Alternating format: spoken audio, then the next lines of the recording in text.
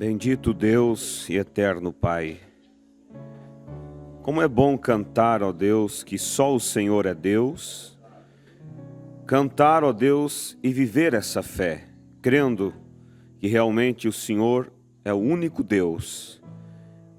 E somos gratos a Deus por ter essa fé correta nesse Deus verdadeiro e fiel.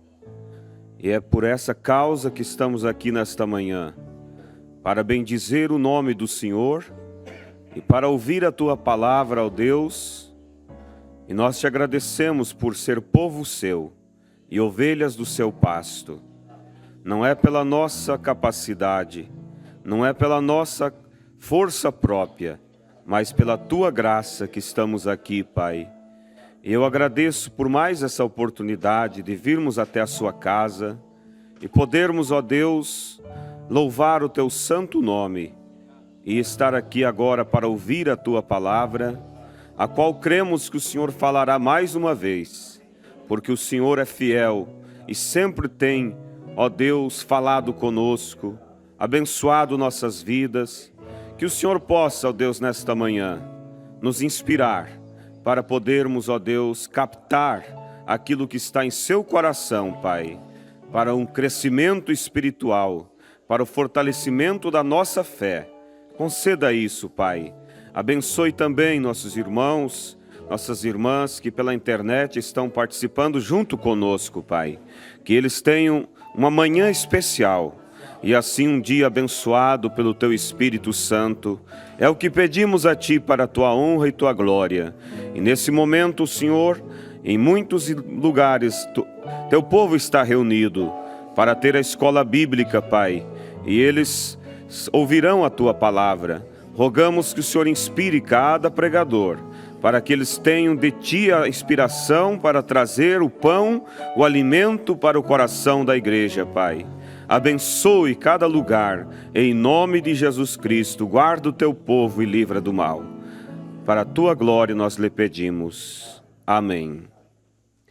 Bom dia, irmãos. Que Deus continue abençoando a todos.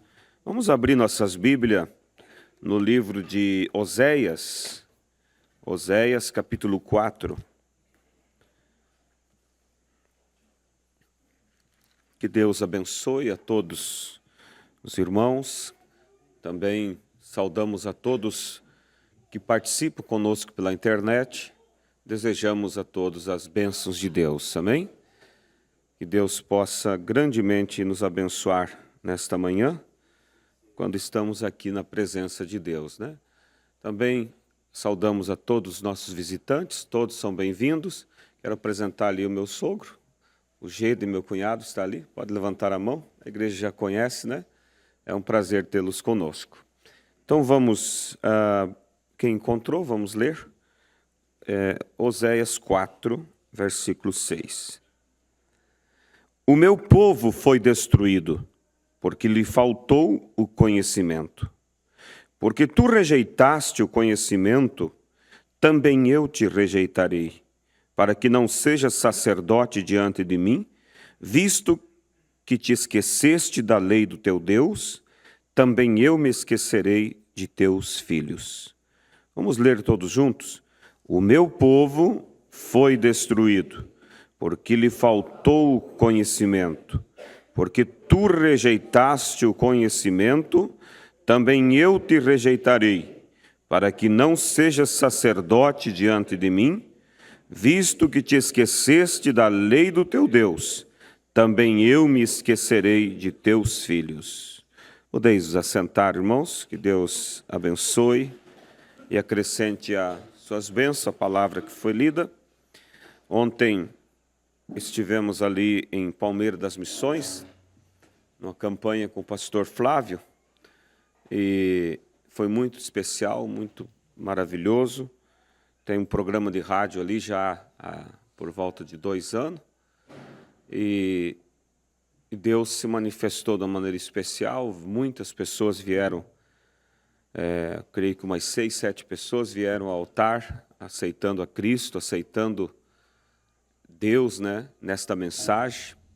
Então, é maravilhoso, né, vendo que Deus está apressando a obra para que os eleitos se manifestem e então o arrebatamento acontecerá. Foi muito maravilhoso, inclusive um testemunho muito importante, porque há uns 2 anos atrás, um irmão mandou um e-mail aqui para a Voz do Pastor, pedindo programas de rádio, que ele queria abrir um programa de rádio. Depois, mais tarde, a gente teve contato com ele, e ele disse que não morava ali em Palmeiras, mas a Palmeiras era a terra natal dele, e ele sentiu um desejo de fazer alguma coisa pela sua terra. E ele abriu aquele programa, nós enviamos as gravações, e já o pastor Flávio está ministrando a ceia, tem irmãos já convertidos ali e muitos outros que estão ouvindo, né? Então foi muito especial e a igreja deve sempre lembrar de orar pela obra, né? Eu me lembro do pastor Febroni uma vez falando de um certo pregador, daquele tipo que gosta de movimentos e assim, e ele orava para que as pessoas no culto caíssem. Sabe como é que é, né? Então, muitas pessoas caíam, mas nunca ninguém se convertia. Ele só tinha uma igreja de visitantes, as pessoas vinham, caíam, se alegravam, mas ninguém se posicionava. Aí um dia ele disse que ele pensou, bem, eu tenho orado para as pessoas cair. Aí veio uma inspiração e ele começou a orar para Deus converter as pessoas. E aí as pessoas começaram a se converter. Então, nós devemos fazer. Alguém diz, mas Deus sabe. Sim, Ele sabe, mas Ele disse, vós sois as varas, vós sois os ramos, né? E Ele disse que Ele é a videira. E nós sabemos que o cacho de uva nunca se colhe do tronco da videira, mas se colhe dos galhos, dos ramos. Então, qualquer obra de Deus hoje, ela é manifestada pelos ramos, que somos nós.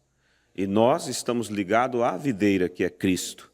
Claro que é Deus que faz a obra, mas através de quem? De mim e de você. Como disse o profeta, ele disse, Deus não tem outros lábios a não ser os nossos. Deus não tem outros pés a não ser os nossos. Se Deus tem alguma coisa a fazer, Ele vai fazer através de mim e de você. Então devemos sempre lembrar. Mas alguém diz, eu não tenho o dom de pregar, ou de cantar, ou de tocar, mas você tem o dom de falar com Deus. Isso Deus deu para todos nós. E aí você chega perante Deus, intercede pela obra, e Paulo diz, como crerão se não há quem pregue? E como pregarão se não há quem envie? Então há um conjunto, há aqueles que pregam, aqueles que enviam os que pregam, aqueles que sustentam com oração, aqueles que sustentam também financeiramente, e assim a obra vai avançando, até que o último eleito seja manifestado, amém?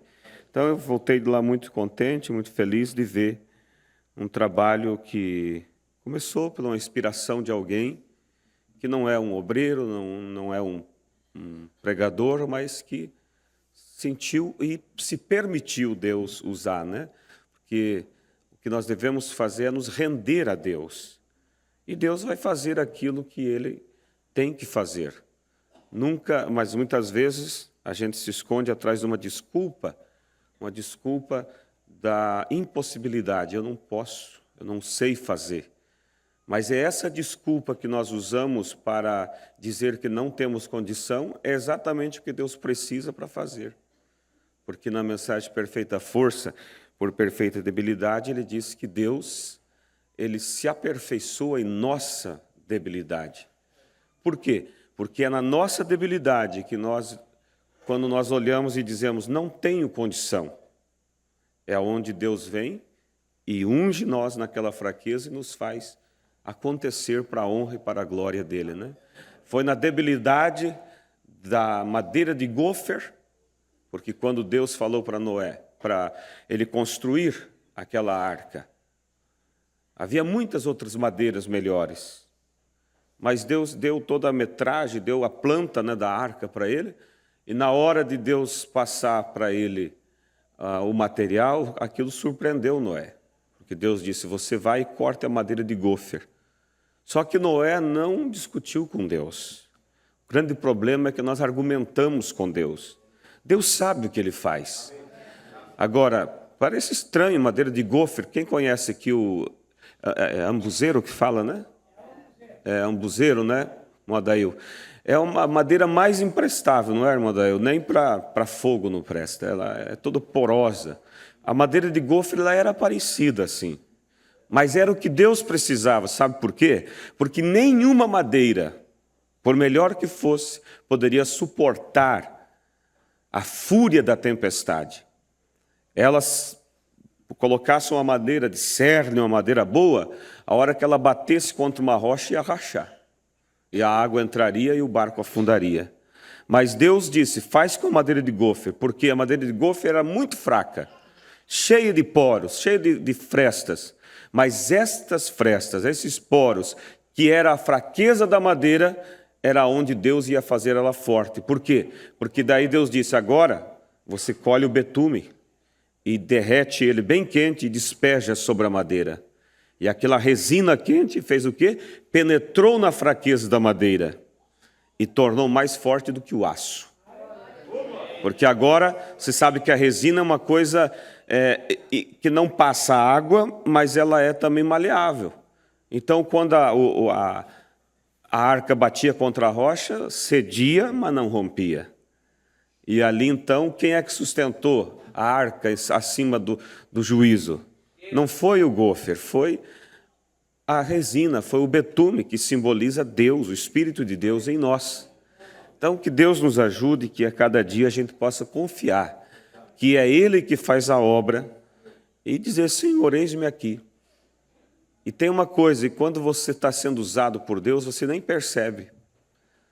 Você faz aquilo tão automaticamente do teu coração que você nem percebe que está sendo usado. Por isso que no juízo final, a Bíblia diz que muitos chegarão e Jesus dirá assim, eu estive com fome e você me deu de comer. Eu estive doente, você me visitou. Eu estava preso e você me visitou.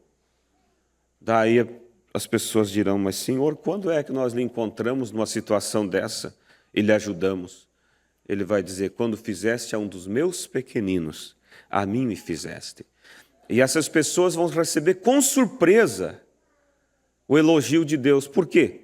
Porque elas nem percebiam que estavam fazendo alguma coisa, porque elas faziam tão naturalmente, elas não faziam para ser vista, elas faziam porque havia um sentimento de ajudar. E eu creio que esse sentimento deve haver em nossos corações, amém? Mas hoje, irmãos, nós vamos falar sobre essa escritura, Oséias capítulo 4, e o título da nossa mensagem é Reconhecendo o Seu Dia. Não é uma novidade, não é algo novo, é uma coisa que nós já conhecemos, mas eu desejei, ontem, ali em Palmeiras, me veio um sentimento de falar sobre isso aqui. Eu falei ali no culto, nessa área, nessa linha, e pensei, senti mesmo de falar, continuar aqui, falar o mesmo assunto. E eu sei que muitos conhecem isso e já sabem, mas sempre temos pessoas novas, pessoas recém-convertidas, e é necessário que possamos haver um crescimento de todos. Se vamos tratar só com aqueles que já são velhos na fé e os outros como fica. Mas a questão é também que nós que somos velhos na fé também precisamos relembrar de certas coisas que reativa em nós aquilo que às vezes com o tempo vai se tornando um tanto esquecido. E o apóstolo Paulo disse, eu não me canso de vos falar as mesmas coisas, porque elas são segurança para vós. Amém? Então, a escritura que nós lemos em Oséias 4, você vê que Deus disse assim, que o povo dele, ele disse, foi destruído, porque faltou-lhes o entendimento. Mas a questão está no seguinte, aqui na sequência do versículo.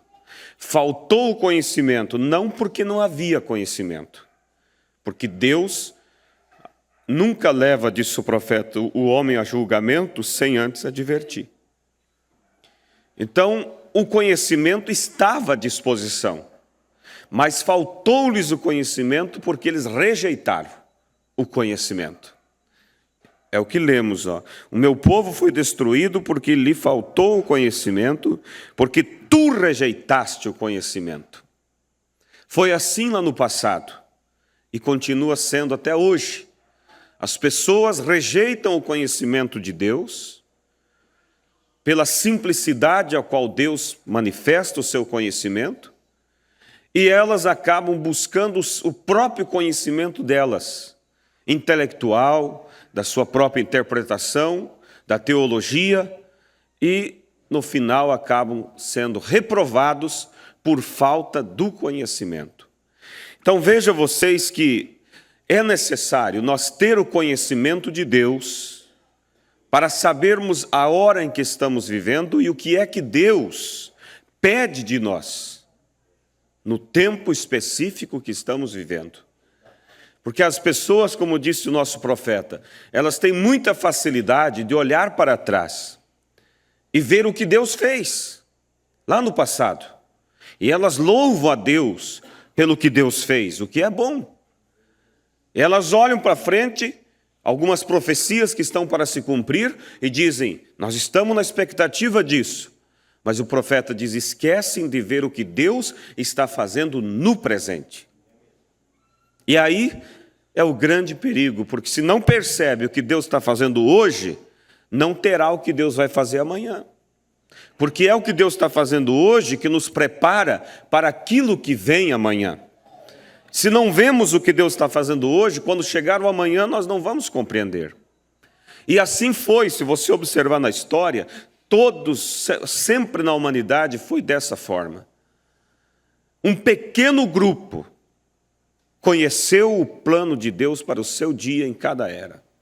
Mas Deus sempre teve aqueles que conheceram, que perceberam e que foram abençoados por Deus. Amém? Quando você olha, por exemplo, o passado de Israel, que é um tipo para nós. A Bíblia diz que Israel era sombra. Ele apontava para agora. Você vê que Israel esperava o Messias. E eles esperavam, eles se reuniam na sinagoga nos sábados. E quem sabe o tema mais comentado pelos sacerdotes era sobre a vinda do Messias. E havia uma expectativa no coração deles sobre o Messias. Mas, veja só, eles olhavam coisas que Deus fez lá atrás. E eles olhavam, olha, Deus nos tirou com mão forte do Egito. Deus abriu o Mar Vermelho. Deus veio na coluna de fogo e nos guiou pelo deserto. Deus nos acompanhava pela nuvem durante o dia. Deus derrubou os gigantes. Deus derrubou Jericó, e eles glorificavam a Deus por todas essas obras. E olhavam para frente, Deus tem promessas para nós, mas não percebiam que Deus estava trabalhando no dia deles, manifestando-se através de um profeta chamado João Batista. Lá estava Deus, no tempo presente, e eles estavam olhando para o passado ou na expectativa do futuro. Faltou-lhes, por que eles rejeitaram João? Por que eles rejeitaram o Messias? Porque faltou-lhes o conhecimento. Mas faltou-lhes porque não tinha? Não, faltou-lhes porque rejeitaram o conhecimento de Deus. Preferiram o conhecimento intelectual do sistema religioso que reinava nos seus dias. As interpretações muito bem apresentada dos sacerdotes, que imaginavam e levavam o povo a uma viagem de imaginação, imaginando um Messias libertador, mas não do pecado. Eles pensavam um Messias que os libertaria da pressão dos romanos. Um Messias que se colocaria como chefe de um exército e varreria das terras de Israel todos aqueles intrusos e faria deles a nação mais poderosa do mundo. E isso era o que estava na mente deles. Por quê? Porque eles rejeitavam o conhecimento de Deus. O profeta diz que eles esperavam que quando o Messias viesse, desceria uma escada desde os céus até o pátio do templo, e anjos cantando e tocando trombetas, e o Messias desceria por aquela escada, diante da vista de todos os sacerdotes, e chegaria perante eles, prestaria continência a eles, e se apresentaria aos sacerdotes: eu sou o Messias que haveria de vir. E os sacerdotes, então, todos orgulhosos, chamariam o povo para apresentar o Messias, dizendo: veja, nós já analisamos e realmente é ele, e ele se apresentou a nós, ele veio à nossa religião, porque a nossa religião é a verdade. Mas quando o Messias veio totalmente contrário à ideia deles. Veio lá numa manjedoura, simples, humilde, e começou o seu trabalho, e eles não perceberam. Mas por que não perceberam? Porque também não perceberam Deus no profeta. Porque quando alguns diziam: o profeta de Deus está entre nós, eles perguntavam: qual é o nome desse profeta? Ah, é João. Quem sabe aquele sacerdote dizia: onde você tem esse nome na Bíblia? Não existe. Daí falavam: João, filho de Zacarias. Daí os sacerdotes podiam dizer: ah, sim, aquele desviado, ele se desviou da igreja, o pai dele era sacerdote. E ele saiu, foi para o deserto, criou uma religião para ele. Veja, não viam que a profecia dizia que o mensageiro viria do deserto. Não havia o nome escrito João no Velho Testamento, mas havia a profecia que dizia que a voz do que clama no deserto, se eles conferissem pelas Escrituras, eles reconheceriam que João Batista era o mensageiro. E reconhecendo o mensageiro, eles reconheceriam o Messias, porque o mensageiro veio para lhes apresentar o Messias. Mas simplesmente eles tinham suas teologias e acabaram falhando em ver. Crucificar o próprio Messias que eles tanto esperavam. Agora veja vocês que Deus, irmãos, Ele, às vezes, muitas vezes as pessoas olham assim: não, Deus é um Deus de amor. Deus não pode corrigir, porque senão Ele vai agir fora da natureza dele, que é amável e tudo mais. Agora as pessoas esquecem que o amor, o verdadeiro amor é corretivo. Porque quando se ama, se corrige, porque não quer o mal daquela criança lá na frente. E a prova da justiça da lei é a severidade com aqueles que infringem a lei. Se você está viajando na rodovia e há uma placa que diz não ultrapassar, e as pessoas ultrapassam, se não houver uma lei para cobrar deles, então a lei não é justa. Ah, mas então a lei é má. Não, a lei, ela está para proteger a todos que estiverem corretos e obedecerem. Mas como ela é justa, ela tem que corrigir aqueles que violam a lei. E quando Israel, nós vamos voltar um pouquinho aqui, porque o tema é reconhecendo o nosso dia. Mas sabendo que Israel é um tipo, nós olhamos para eles para poder melhor compreender o nosso dia. Nós vemos que Israel era uma nação toda de Deus. Ou seja, era a igreja de Deus. Há muitos políticos hoje, políticos religiosos, que querem misturar política com religião, e eles usam a Bíblia para dizer que eles estão certos, porque eles dizem: bem, Davi era um rei, ele era o governador, mas eles esquecem que a nação de Israel, toda ela, era a igreja de Deus. E Davi era o pastor da igreja e rei sobre a igreja. Entende? Não é como o caso de hoje, que Deus trabalha individualmente. Deus trabalhava aquela vez com uma nação como um todo. E um corpo, você sabe, ele é composto de vários membros. Israel, toda a nação, era um corpo, era a nação de Deus, e cada judeu era como um membro daquela nação, daquele corpo. Por isso que quando um judeu individualmente errava, toda a nação recebia o castigo pelo erro daquele um. Mas quando um judeu fazia algo bom, toda a nação era abençoada. Por quê? Porque toda a nação era a igreja de Deus. É como nós, somos um corpo com muitos membros. Mas se a nossa mão fizer uma coisa errada, todo o nosso corpo vai sentir o peso desse erro. Mas se esta mão fizer alguma coisa boa, todo o nosso corpo será honrado. Não é assim? Israel era como um corpo. E nós podemos ver que nos dias de Jeremias, vamos voltar lá atrás, eles começaram a se desviar.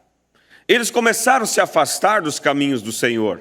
A idolatria começou a tomar conta de Israel. E a graça e a misericórdia de Deus se expressava através de Jeremias.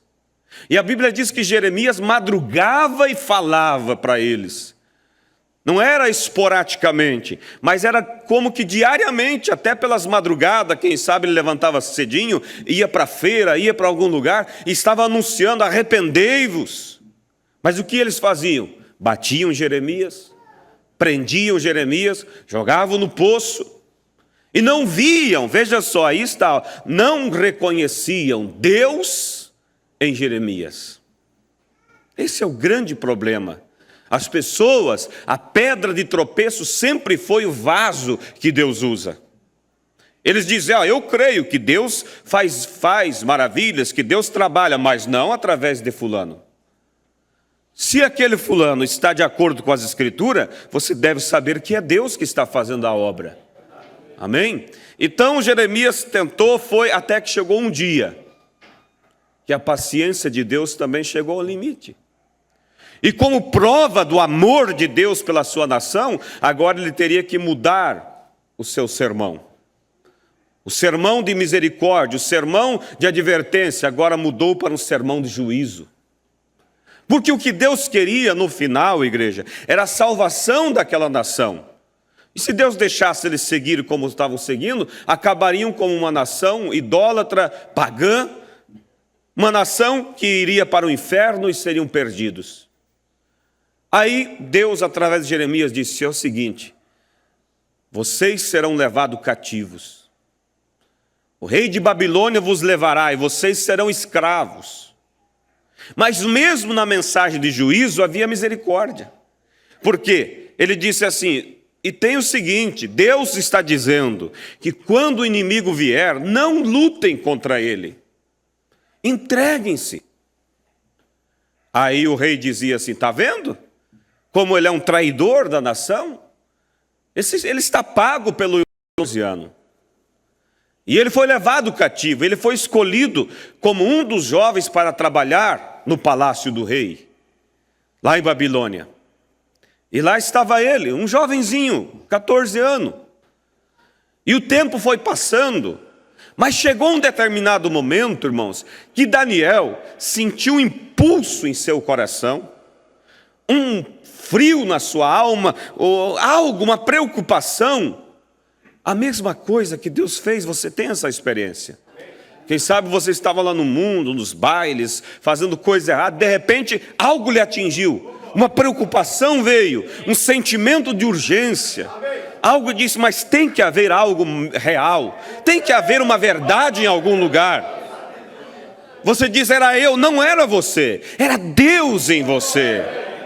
Não era Daniel, era Deus em Daniel, porque Deus viu que o tempo da escravidão estava acabando. Porque Deus disse através de Jeremias: vocês ficarão 70 anos em cativeiro.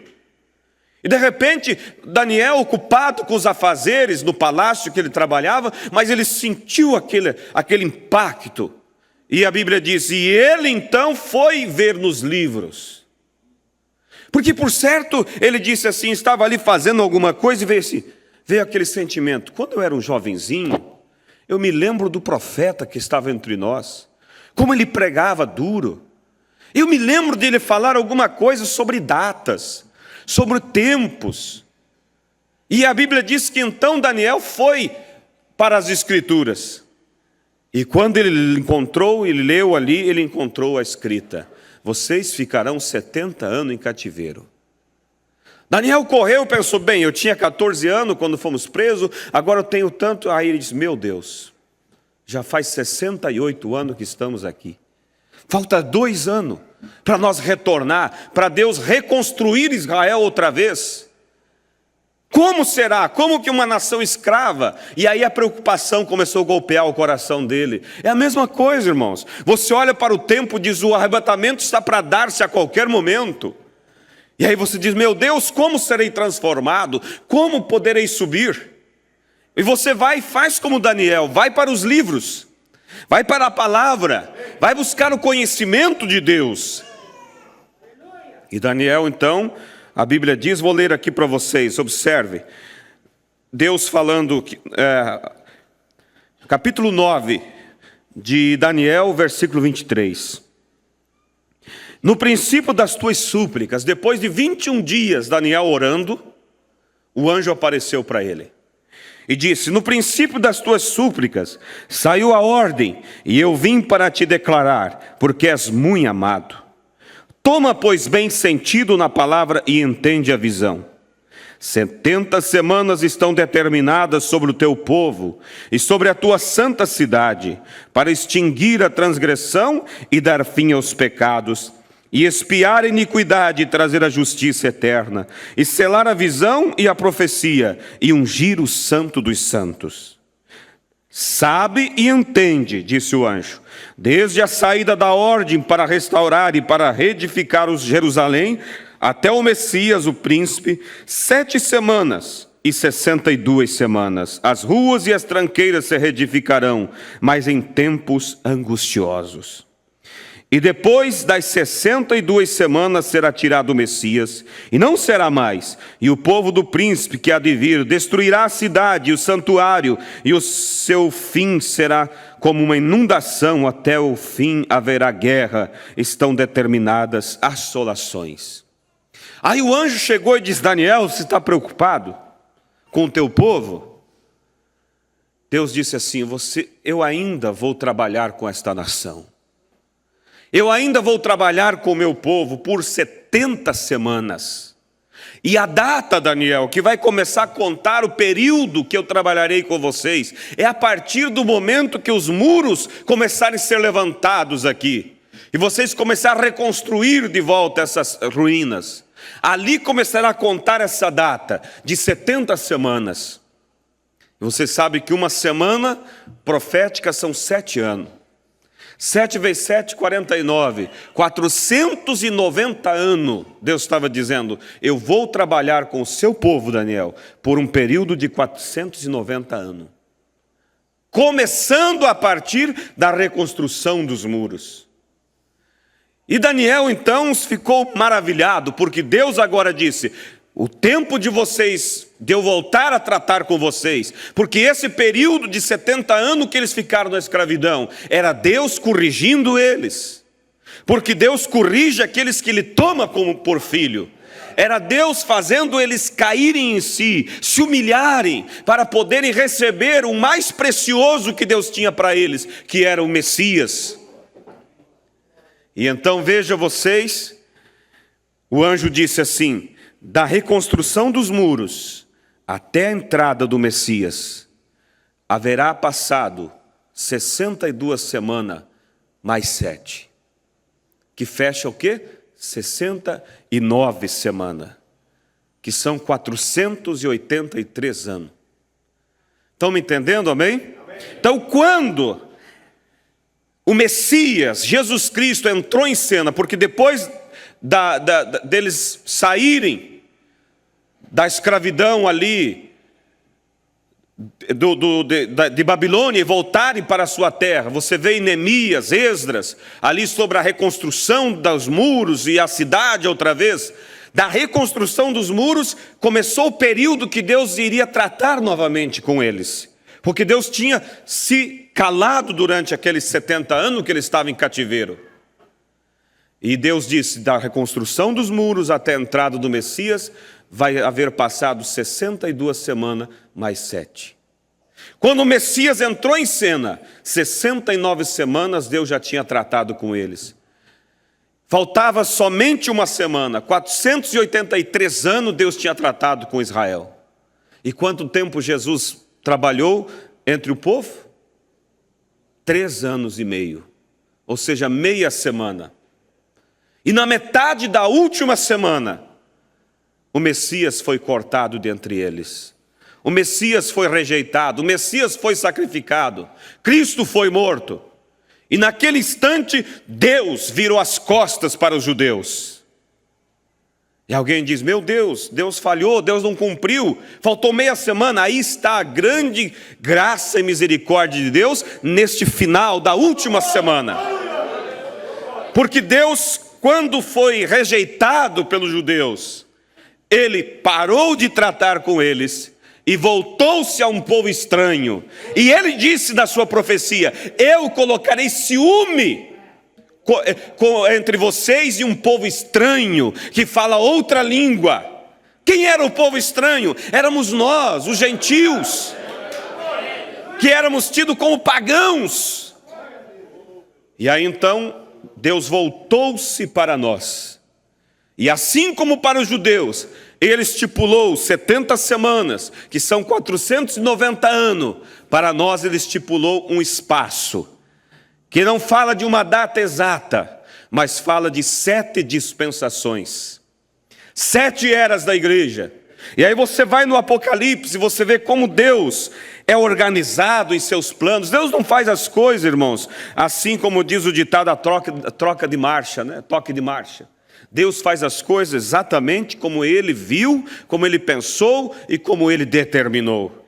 E Ele então, quando parou com os judeus, na metade da última semana, Ele voltou-se para nós, os gentios, e começou a trabalhar conosco. E aí Deus, aqui no Apocalipse, capítulo 1, Jesus Cristo aparece para João e diz assim, olha o que João disse. Verso 9, e eu, João, que também sou vosso irmão e companheiro na aflição, e no reino e na paciência de Jesus Cristo, estava na ilha de Pátimos por causa da palavra de Deus e pelo testemunho de Jesus Cristo. E fui arrebatado em espírito no dia do Senhor, e ouvi detrás de mim uma grande voz como de trombeta, que dizia, o que vês, escreve num livro, e envia às 7 igrejas que estão na Ásia, a Éfeso, a Esmirna, a Pérgamo, Tiatira, Sardes, Filadélfia e a Laodiceia. Olha no verso 12. E virei-me para ver quem falava comigo, e virando-me, vi 7 castiçais. E no meio dos 7 castiçais, um semelhante ao Filho do Homem, vestido até os pés de uma veste comprida e cingido pelo peito com cinto de ouro. E a sua cabeça e cabelos eram brancos como a lã branca, como a neve, e os olhos como chama de fogo, e os seus pés semelhante a latão reluzente, como se tivesse sido refinado numa fornalha, e a sua voz como a voz de muitas águas.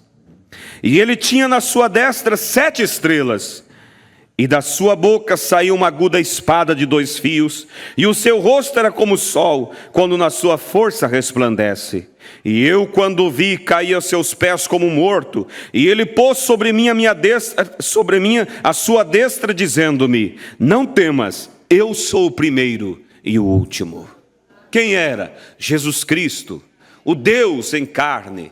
Aquele que era no começo e é agora, aquele que é eterno, sempre existiu. Eu sou o primeiro e o último. Verso 18. E o que vive, fui morto, mas eis aqui estou vivo para todo sempre. Amém. E tenho as chaves da morte e do inferno. Escreve as coisas que tens visto, e as que são e as que depois destas hão de acontecer. Olha só, o mistério das 7 estrelas que viste na minha destra, e dos 7 castiçais de ouro. As 7 estrelas são os anjos das 7 igrejas, e os 7 castiçais que viste são as 7 igrejas. Ali Deus estava mostrando simbolicamente o plano dele, de uma maneira figurativa, através de uma visão, uma imagem, vendo uma cena que simbolizava o período que ele ia trabalhar com nós, os gentios, e como ele trabalharia com nós. Até eu peço para os irmãos colocar na tela, para os irmãos ver. É conhecido, mas alguns, quem sabe, ainda não conhecem. Os 7 castiçais. Foi exatamente isso que João viu. O que ele viu? Ele disse: eu vi 7 castiçais. Ali estão os 7 castiçais. O que era aquilo ali? O candelabro que havia no templo, dentro daquele espaço abaixo, onde ficava armazenado o azeite. E em cada um daqueles pavios ali, daqueles candelabros, daqueles castiçais, melhor dizendo, era onde saía o fogo para iluminar o templo. E o sacerdote acendia o primeiro ali, e do primeiro fogo ele acendia o segundo, do segundo fogo o terceiro, até chegar ao 7º, mostrando que o fogo de Deus, que trabalharia com seu povo da primeira era, iria para a segunda, terceira, até a 7ª era. E João disse: eu vi no meio dos 7 castiçais, um semelhante ao Filho do Homem, o qual está representado nesse gráfico, naquela cruz.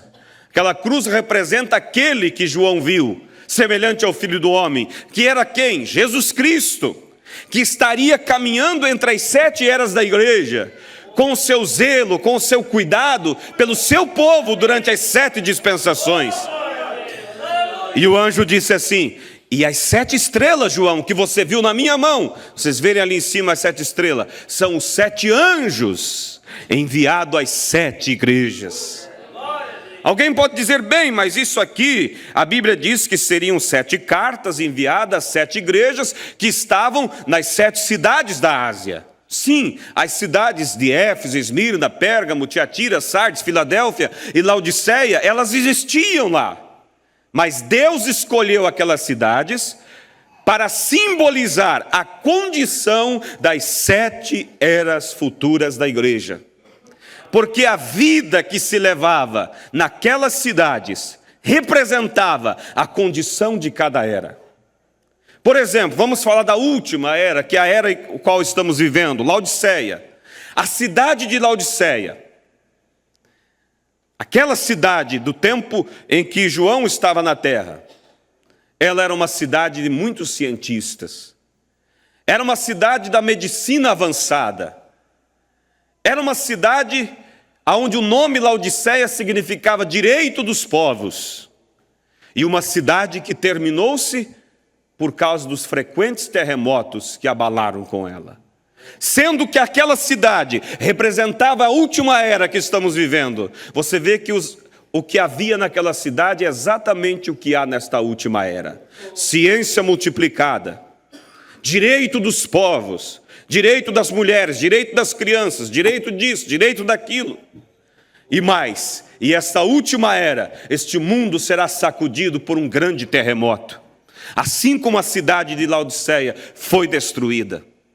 Mas veja vocês, irmãos, que nesse período que Deus, quando parou com os judeus, porque mataram o Messias, rejeitaram o Messias, ele voltou-se para os gentios e ele começou a tratar conosco por esses 2000 anos que têm se passado. E ele dividiu os 2000 anos em 7 etapas.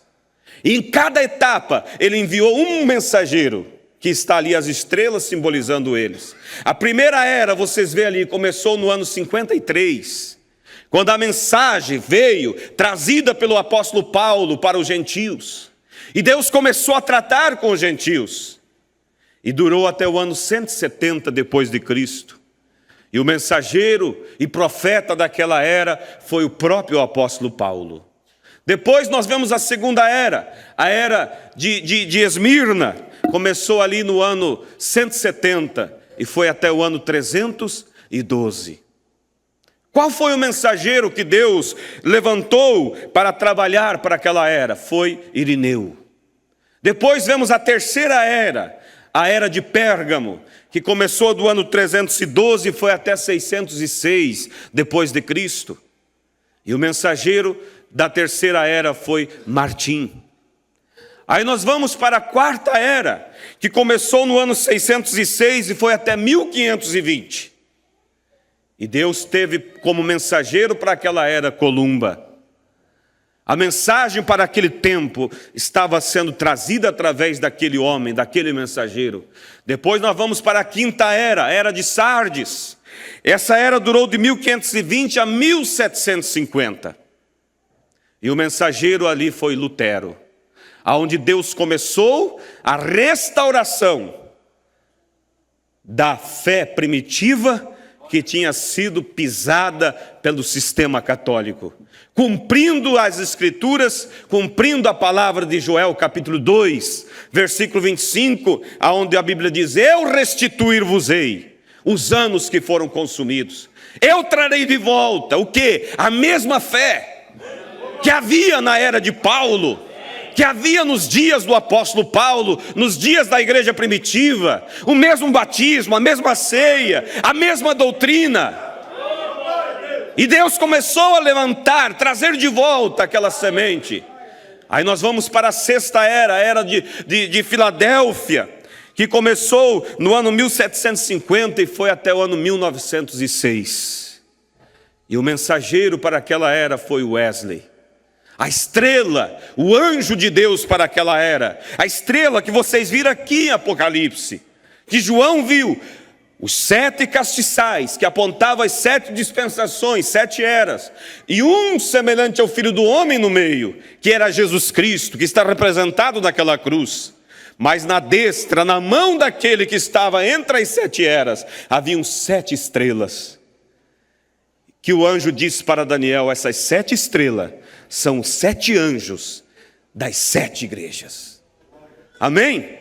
Depois da sexta era vem a última era, a era de Laodiceia, que é a era atual a qual estamos vivendo. E ali começou em 1906 e terminará com o arrebatamento. E o mensageiro para esta última era foi o profeta de Malaquias, capítulo 4, versículos 5 e 6. Porque dentro dessas 7 eras, havendo 7 mensageiros, somente 2 deles eram profeta. Os outros eram só mensageiros. Quais eram os 2 profetas? O da primeira era e o da última era. Começou com um profeta, termina com um profeta. Por quê? Porque a mesma fé da primeira era tinha que estar na última era. E aquilo que Lutero não trouxe, porque Lutero trouxe uma parte da restauração, Wesley trouxe mais uma parte. Lutero veio e pregou justificação pela fé, mostrando para a igreja que a salvação não estava numa igreja, não estava na penitência, não estava nas indulgências, mas estava em crer no sacrifício feito por Jesus Cristo. Mas não era toda a luz, era uma parte de luz só. Era como uma velinha acesa na escuridão, mas já estava iluminando o caminho para aquele povo. Depois Deus levantou Wesley na sexta era, trouxe mais luz e disse: sim, Lutero está certo, o justo vive pela fé. A nossa salvação depende da nossa fé no sacrifício de Cristo. Mas Deus exige algo mais de nós, disse Wesley. Sem a santificação, ninguém verá Deus. Temos que nos santificar, temos que nos separar para uma vida para Cristo. Mas o que aconteceu, irmãos? Aquele povo que cria na mensagem de Lutero. Lutero não veio trazer uma denominação chamada luterana. Ele trouxe uma mensagem vinda de Deus para o povo. Mas depois ele partiu, morreu. E Deus levantou uma outra era, um outro mensageiro. E aquele povo disse: olha, Lutero nunca disse para nós que nós não podíamos mais ir nos bailes. E o que eles fizeram? Redigiram ali alguns estatutos, vamos anotar o que Lutero ensinou para nós não perder. Anotaram, se organizaram, formaram uma igreja, fecharam as portas e disseram: é isso que cremos e nada mais. E sabe o que aconteceu? Morreram espiritualmente. Porque Deus continuou trazendo mais luz, cumprindo a sua profecia da restauração. E eles não seguiram. Mas houve alguns poucos que acompanharam a luz. Depois, quando veio a mensagem na sexta era, através de Wesley, trazendo a santificação, mais para frente, no final, no início do século passado, Deus levantou os pentecostais, acrescentando mais luz. Aqui no Brasil, especificamente, tivemos 2 homens que Deus usou de uma maneira que sobressaiu na nação. Foi Daniel Berg e Gunnar Wingli. Eles não estavam apresentando uma denominação chamada Assembleias de Deus. Não, eles estavam trazendo uma mensagem. Eles estavam trazendo para o povo a fé no Pentecostes, o poder pentecostal. Eles estavam ensinando que Deus, que Lutero estava certo sim, que o justo vive da fé, que o Wesley estava certo, que a igreja tem que se santificar, mas eles disseram assim: mas Deus tem algo mais para nós. Deus tem presente para nos dar, Deus tem seus dons para nós, Deus tem o batismo do Espírito Santo, e essa mensagem pentecostal varreu de ponta a ponta desta nação. Era Deus cumprindo com a palavra de restauração. Mas o que fizeram o grupo de Wesley? Disseram: Wesley nunca nos disse que nós podíamos falar em línguas estranhas. E também redigiram os seus estatutos, criaram os seus estatutos baseado no que Wesley ensinou e formaram uma denominação chamada Metodistas. E morreram espiritualmente, porque Deus agora estava lá na frente. Agora lembre-se que uma mensagem não invalida a outra, mas ela agrega mais conhecimento, mais luz, porque a Bíblia diz que a vereda do justo é como a luz da aurora, que vai brilhando, brilhando, até ser dia perfeito. E por último, irmãos, Deus enviou então o último anjo da última era, o profeta Elias, o qual em Malaquias capítulo 4 diz: eis que eu vos envio o profeta Elias, antes do grande e terrível dia do Senhor. É Bíblia, não é invenção nossa. Mas por que Deus tinha que enviar um profeta Elias? E quando é o grande e terrível dia do Senhor? É agora, daqui uns dias. Será um grande dia para aqueles que subirem, um terrível dia para aqueles que ficarem. Mas a palavra diz: eu vos enviarei antes do grande e terrível dia do Senhor, o profeta Elias. E ele converterá o coração dos filhos de volta aos pais. O que significava isso? Levar a minha fé, levar a sua fé, de volta à fé dos nossos pais apostólicos. De volta ao mesmo batismo da igreja primitiva, a mesma ceia, os mesmos princípios. Mas o que fizeram também os pentecostais? O mesmo que os metodistas fizeram. Eles disseram: olha, nossos mestres nunca disseram que Deus enviaria um profeta. E se fecharam, se organizaram, se trancaram para não receber a luz e morreram espiritualmente. Como dizia pastor Wilmer, ele disse assim: as pessoas das denominações dizem assim: a fé que vocês pregam é muito exigente. Ele disse: não é que a nossa fé é exigente, é que eles regrediram tanto, que se afastaram tanto da verdade, que acham que agora é quase impossível viver a verdade. Nós simplesmente estamos parados onde é a verdade. A questão é eles que voltaram para trás. Mas por que voltaram para trás? Porque depois que um corpo morre, o que acontece? Apodrece. Depois que a vida saiu do meio deles, a vida que é Cristo foi mais para frente, cumprindo a palavra, trazendo mais luz, e eles se trancaram e não aceitaram, eles morreram, porque a vida saiu, seguiu, e eles não seguiram essa luz. Aí estão sistemas mortos, que é uma vergonha para o Evangelho. Dizem ser crentes, mas estão totalmente comprometidos até com carnavais, com coisas mundanas, coisas que você nunca imaginaria que alguém chamado crente iria fazer. Por quê? Porque a vida está na frente e eles ficaram para trás. Mas Deus cumpriu a sua palavra, enviou o seu mensageiro, o último profeta, o último anjo, com a mensagem de restauração, trazendo tudo aquilo que faltava, irmãos, de volta. Cumprindo a palavra de Deus, eu restaurarei. E em São Mateus capítulo 17, versículo 10, você vai ver ali os discípulos perguntando para Jesus sobre Malaquias 4. E eles dizem: mestre, é necessário realmente que Elias venha primeiro? E como Jesus sabia que eles estavam perguntando sobre Malaquias 4, e Malaquias 4 tinha um cumprimento duplo ali, porque falava do Elias, do profeta que viria com a unção de Elias antes da primeira vinda, e o profeta que viria com a unção de Elias antes da segunda vinda. Porque João Batista também tinha a unção de Elias sobre ele. Mas para quê? Para converter o coração dos pais aos filhos. Que significa da lei para a graça. Porque João Batista foi um mensageiro que ligou o povo da lei para a graça que nascia através de Cristo. Por isso ele tinha a unção de Elias para converter o coração dos pais aos filhos. Mas o profeta da última era, ele tem a unção de Elias para converter o coração dos filhos aos pais. Que é o nosso coração de volta aos nossos pais na fé, que é os apóstolos. E Jesus disse, em verdade, Elias virá primeiro, Mateus 17:11. Virá apontando para o futuro e restaurará todas as coisas. Palavras de Jesus Cristo.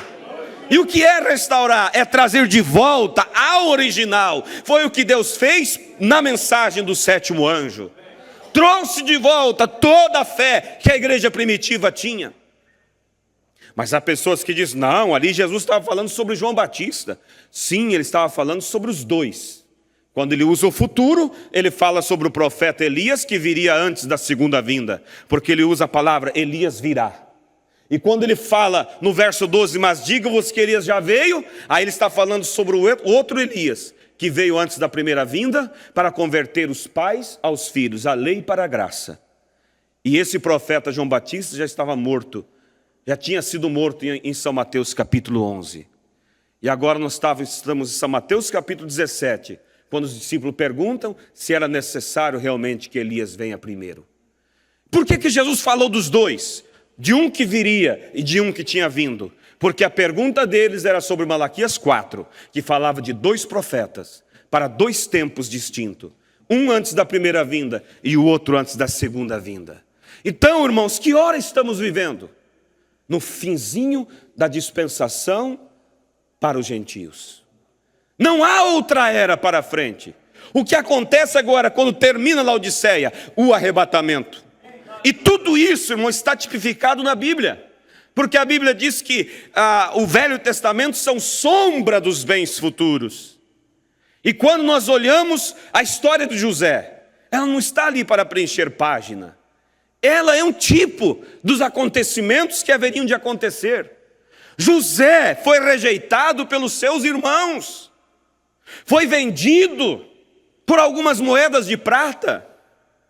Foi parar no calabouço, na prisão. Mas depois ele sai do calabouço e se coloca como governador do Egito.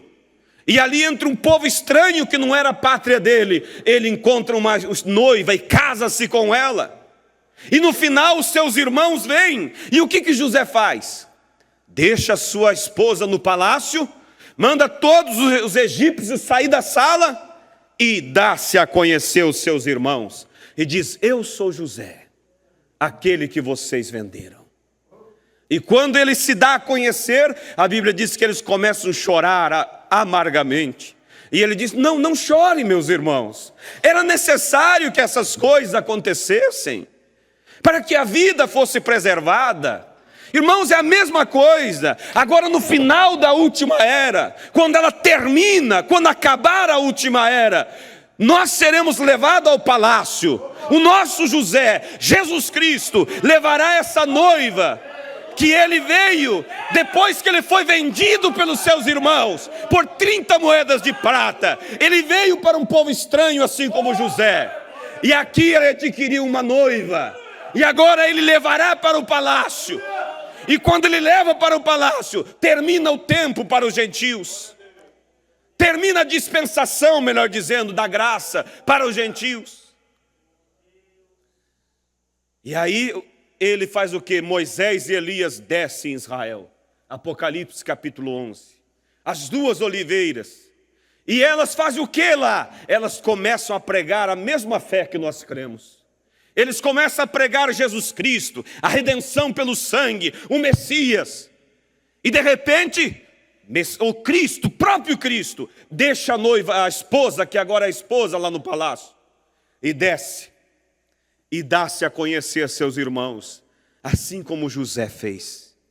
E a Bíblia diz assim, que quando ele desce a conhecer, eles olharão para as suas mãos e verão as cicatrizes, e dirão, onde tu adquiriu essas feridas? E ele dirá assim, na casa dos meus amigos. Quando ele diz isso, a Bíblia diz que eles chorarão amargamente. E Jesus dirá, assim como José disse: não temas, não chorem, era necessário que isso acontecesse. Vocês tinham que me rejeitar para que eu fosse levado à cruz, porque eu tinha que redimir uma noiva, uma esposa para mim, através do meu sangue. Se ele fosse recebido pelos judeus, nós estávamos perdidos. Por que que na metade da última semana ele foi rejeitado? Porque era necessário que ele viesse para nós.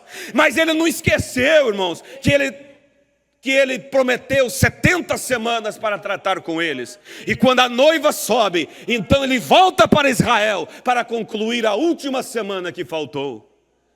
Os 3 anos e meio são concluídos através da mensagem pregada por Moisés e Elias. Então vocês vejam como a Bíblia ela é tão linda. E você olha e vê, que tempo estamos vivendo então? Se já estamos na última era, se o mensageiro já veio, Deus já o recolheu, a mensagem já foi a todos os cantos da terra. E Israel já voltou para a sua pátria. E a São Mateus capítulo 24 diz: quando vocês virem a figueira brotar, não passará a geração que viu sem que todas as coisas aconteçam. E nós sabemos que a figueira é Israel.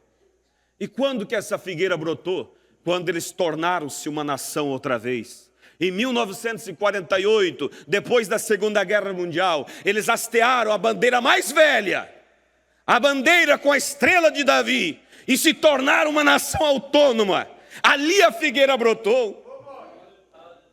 Quando Israel estava voltando, porque eles ficaram dispersos, desde que Deus parou de tratar com eles na última semana, na metade da última semana, e eles foram espalhados pelo mundo todo, perseguidos, mas eles preservaram-se a raça deles, porque Deus tem um propósito, Deus tinha ainda meia semana para concluir com eles. E quando eles estavam voltando nos navios, depois da Segunda Guerra, um repórter chegou e disse para um judeu: por que é que vocês estão voltando para a vossa terra? Vocês estão voltando para morrer lá?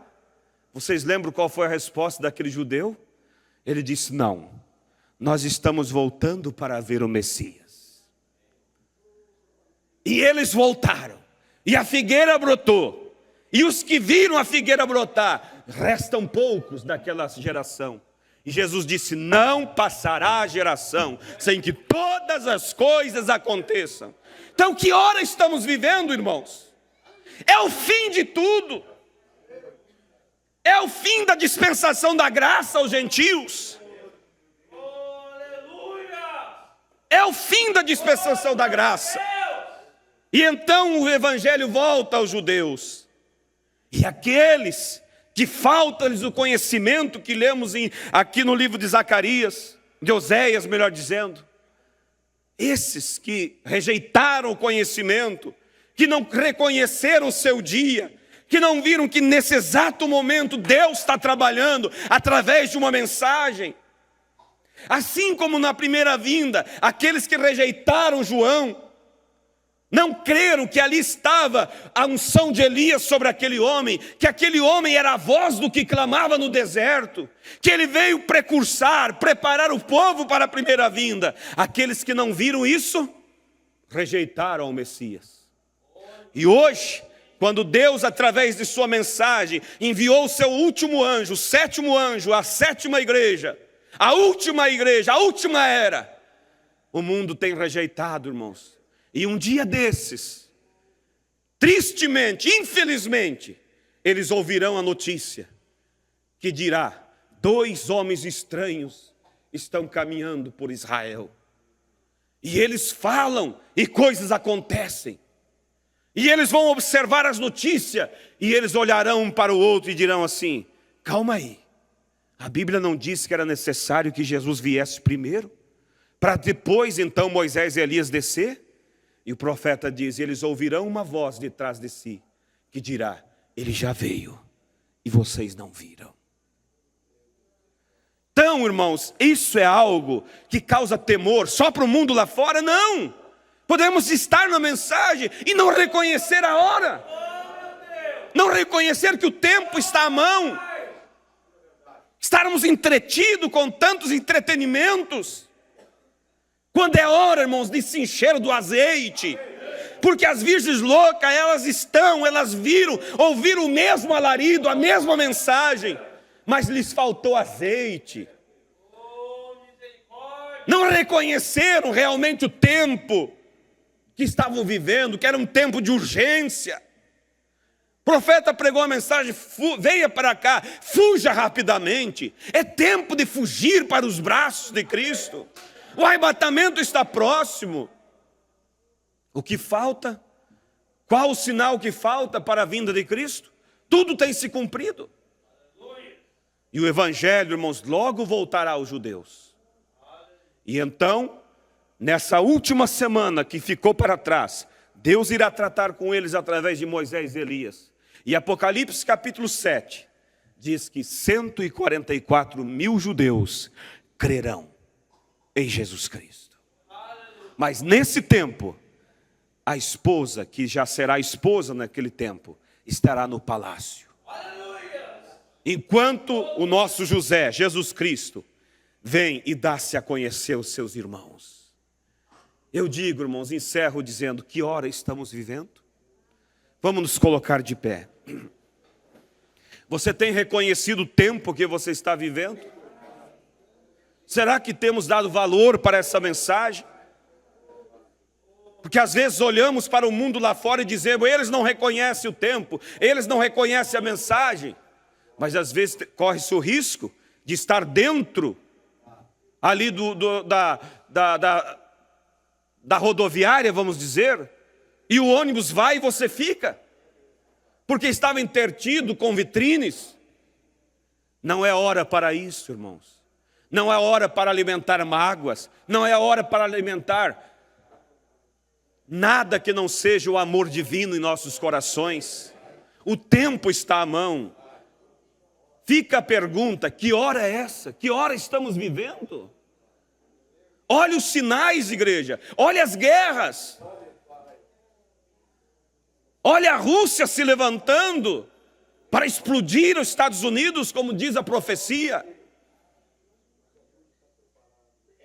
Olha, irmãos, a cogitação da Terceira Guerra Mundial se preparando. E o que disse o nosso profeta? Antes que a primeira bomba atômica caia na Terceira Guerra, a noiva será levada. A noiva não estará aqui para ver o transcurso da Terceira Guerra Mundial. Ela subirá antes. E nós estamos vendo eles no aquecimento para entrar em campo e colocar em ação a Terceira Guerra Mundial.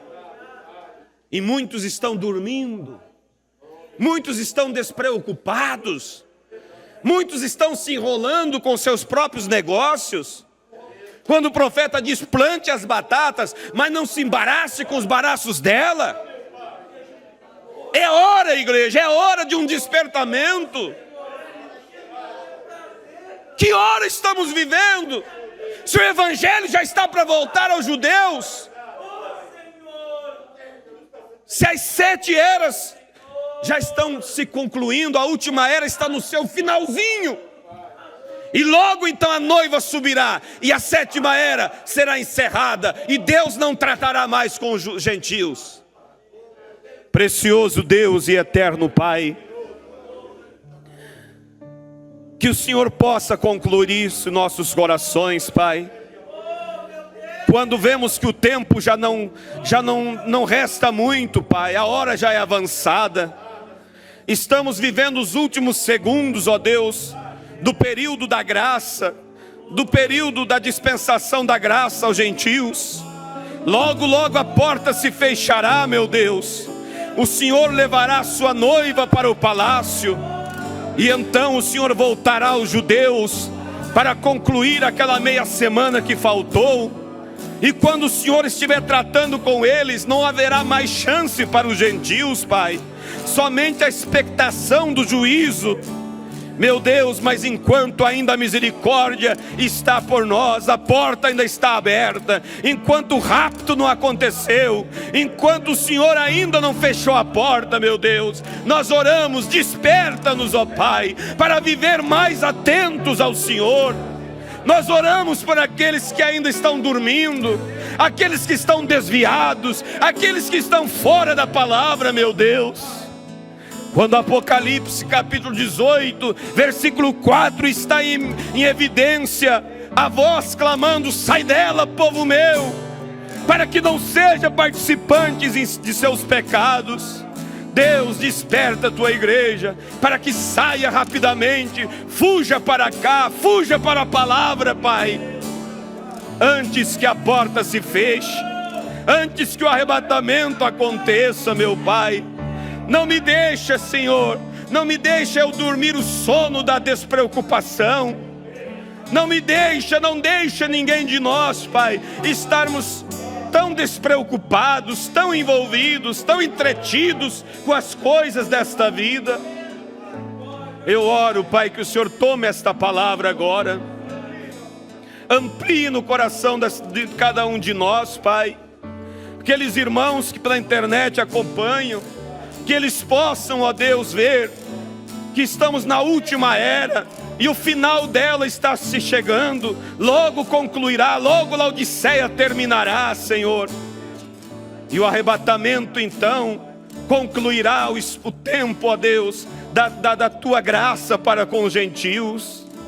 Desperta a tua igreja, Pai. Se há alguém que nos assiste, que está desviado, que eles possam correr enquanto ainda há tempo, enquanto ainda há misericórdia, enquanto ainda o sangue está no propiciatório, fazendo intercessão por nós, Pai. Faça isso, ó Deus. Põe desespero nos corações, meu Deus, para aqueles que levam a vida brincando. Põe desespero nos corações, Pai. É o que eu lhe peço. Confirma o que ouvimos agora. Confirma em nossos corações, Pai. Sela isso em nossa alma. Em nome do Senhor Jesus Cristo nós lhe pedimos. Amém, Jesus.